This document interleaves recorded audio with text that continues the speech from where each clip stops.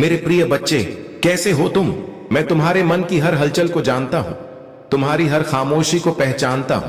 इस वाणी को सुनते ही अभी चैनल को सब्सक्राइब कर लो, क्योंकि जो मेरे संदेश से जुड़ता है वही आने वाले चमत्कार का साक्षी बनता है।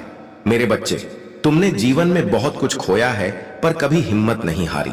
कई बार लगा कि अब कुछ नहीं बचेगा, फिर भी तुम उठे, फिर चले।